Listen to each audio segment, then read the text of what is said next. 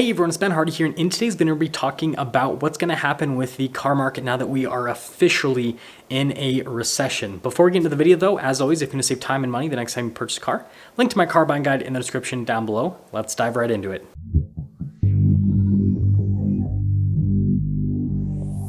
So if you guys haven't seen the news for some reason, we are now officially in a recession because we've had 2 quarters of negative GDP. The GDP just came in for the last quarter and it was supposed to be positive 0.5%, but it was negative 0.9%. So they were just a little bit off. No big deal. It's only putting us in a recession. There's nothing to worry about. At least that's what everyone with like these fancy suits and everything is saying, is that it's nothing to worry about, and probably using terms like transitory and all that other stuff. But anyways, let's focus on the car market and what this is going to do to the car market.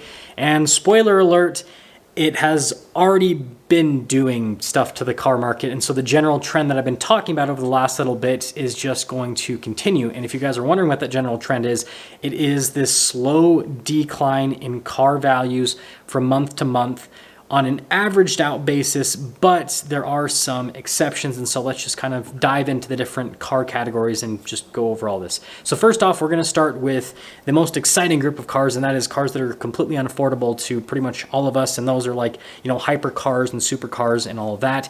And this is really a case-by-case basis, but it seems like this group of people still seems to have crazy amounts of money, and so they're still paying crazy amounts of money for cars. It doesn't make any sort of logical sense, but it seems like, again, that group of people is just having a heyday. And so cars in that segment, I don't want to spend too much time on this, seem to be just still super hot in the market. Can't explain it, but that's what's happening. But if you go from that to cars that are considered high lines, and this is, like Mercedes G-Wagon, for example, big Range Rovers, all that kind of stuff, this category has been impacted the most, actually. And my guess as to why this has been impacted the most is the people typically buying these vehicles make good money, but they don't have like the type of money where they can just throw away hundreds of thousands of dollars and it doesn't hurt them, right? So with these vehicles, they actually started depreciating a massive amount at the beginning of the year. And the example that I have given time and time again is the Mercedes G63 G-Wagon. It was a $300,000 vehicle at the beginning of the year, and now it's like a $200,000 vehicle for like the same exact rig. The depreciation has been absolutely crazy. But again, this is a case-by-case basis. It just depends on if manufacturers are able to produce vehicles, period, right? Because there was a period of time where Mercedes wasn't even producing G-Wagons, and now they are producing G-Wagons, so it's kind of shifted things a little bit for that vehicle. So it just depends on production with specific manufacturers. But the general trend with these high lines, especially with like on the luxury side of things, right? Not on the sporty side of things, but on the luxury side of things, massive depreciation. Most of it seems like it's already happened because it's slowed down a huge amount, but there still could be more depreciation in the future because this same group of people that is purchasing these vehicles typically is no longer purchasing vehicles in this group, and now they're purchasing vehicles in the next tier, which is what I'm going to dub not high lines, but kind of high lines. And this is basically just really expensive cars from non-luxury automakers. So a really good example is like the new Ford Raptor R. That vehicle starts at over $100,000, but it's from Ford, which is not a luxury automaker. And this segment of vehicles is extremely hot. It is just crazy. And here's my guess as to why this segment of vehicles is hot. And again, this contains stuff like, Ram TRX, Ford Raptor R, the new Ford Bronco, just any sort of specialty vehicle that's kind of harder to get, but is from a brand that is not luxury, that is generally considered more attainable. And my guess as to why this segment is so hot is, again, you've got the group of people that typically purchases Highlines that now don't want to touch Highlines with a 10-foot pole because they just lost $100,000 on their G63 G-Wagon. And so they're kind of now going and looking at cars that are in, a lower segment technically, right? And then you have the people that typically purchase in this quote unquote lower segment. And so the demand has increased a massive amount. And it seems like there's just a general shift of buyers, right? Where buyers don't really care to buy from luxury brands as much as they used to in the past. There's still a lot of demand for luxury brands, but it seems like a lot more people just want like crazy vehicles from regular manufacturers. I can't explain the shift, but it seems like there's been a shift, and the numbers are supporting it because all of these vehicles in this segment are selling for more now than they were at the beginning of the year. A good example is the EcoBoost Raptor.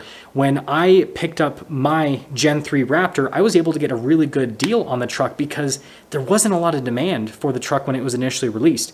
But now fast forward to today, and those trucks are now selling for $20,000, $30,000 over MSRP all day long because there's so much more demand for the same vehicle. And again, I technically purchased my truck at the peak of the car market in November last year. So like, it should be selling for less, not more. So again, this segment, super, super hot right now.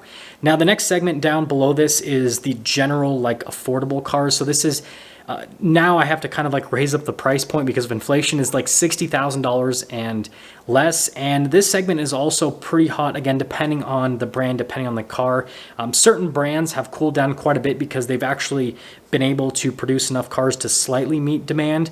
But other brands that are still struggling to even get close to meeting demand have crazy numbers for their vehicles. A really good example is the Toyota Camry, right? There's nothing exciting about a Toyota Camry. It is just a commuter sedan. Well, guess what? Used Camrys are still being traded in for MSRP. Dealerships are paying MSRP for used Camrys and then selling them for over MSRP used. And so the reason why I think this is happening is you have some slight downward pressure from the segment of people that typically purchases more expensive vehicles that are kind of worried about, well, they were worried about a recession happening, all that kind of stuff, and now we're in a recession, right? And so they were basically downsizing to less expensive vehicles, but then you have the people that typically purchase in this segment.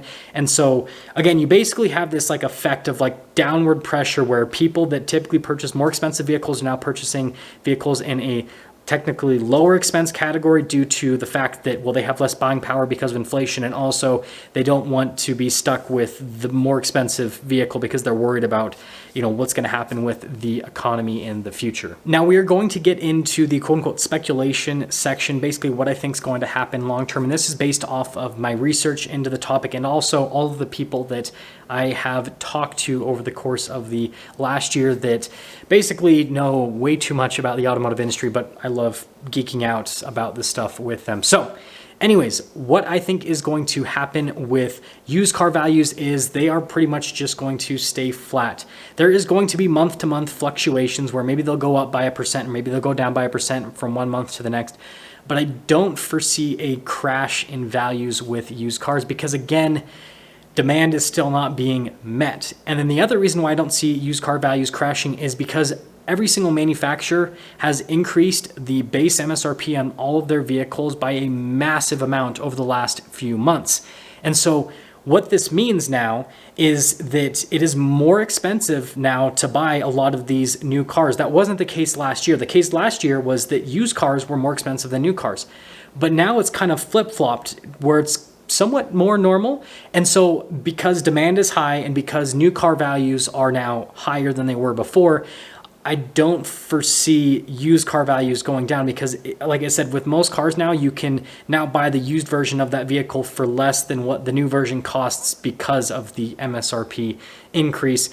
And so pretty much we're going to be flat with used cars, but they're not going to go down. And so a lot of used cars over the course of the next few years, I foresee selling at or potentially above what their original MSRP was because of all this inflation that we've had. And then in terms of new cars, I think that they're now going to go basically over the course of their regular slight price increases over time. We basically had that huge price increase with most manufacturers, and now it's kind of flatlined where most manufacturers now have the price where it just makes sense. And so they'll just do their, normal quarterly increases where maybe the MSRP goes up by $250, $500, $750, $1,000. Again, depending on the segment that it's within. So if it's like a $100,000 vehicle, it's probably going to go up by, maybe $500 or $1,000 every quarter. But if it's like a $20,000 car, maybe it's only going to go up by like $100 or $200 every quarter. It just depends on the segment that it's within. And, obviously to make it stay competitive with all of its competition, right? Manufacturers are going